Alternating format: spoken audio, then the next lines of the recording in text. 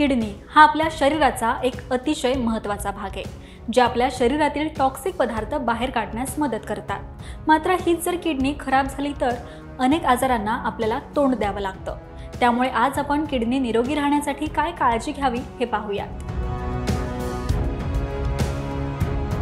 Number 1, दारू पिऊ नका। कारण दारू प्यायल्यानं किडनीमध्ये ब्लड फ्लो वाढतो, ज्यामुळे किडनीवर जास्त प्रेशर पडतं। अशात किडनीची कार्यक्षमता कमी होऊ शकते। एकदा जर किडनी खराब झाली तर अनेक आजारांचा सामना तुम्हाला करावा लागू शकतो।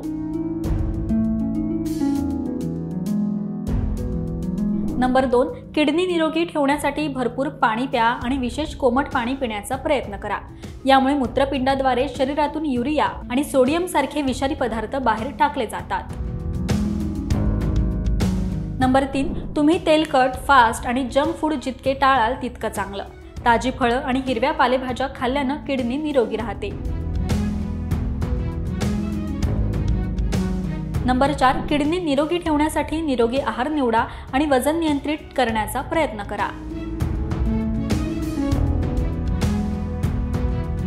नंबर 5, किडनी निरोगी ठेवण्यासाठी सॉल्टेड पदार्थ कमी खा। यासाठी पॅकेज केलेले आणि प्रक्रिया केलेले पदार्थ शक्यतो टाळा।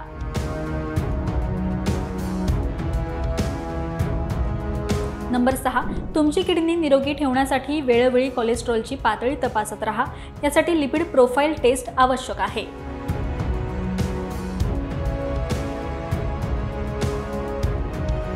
तर मित्रांनो, निरोगी किडनी मिळवण्यासाठी या गोष्टींची काळजी घ्या आणि ही माहिती तुम्हाला कशी वाटली हे कमेंट करून नक्कीच सांगा। पाहत रहा महाराष्ट्र टाइम्स। धन्यवाद।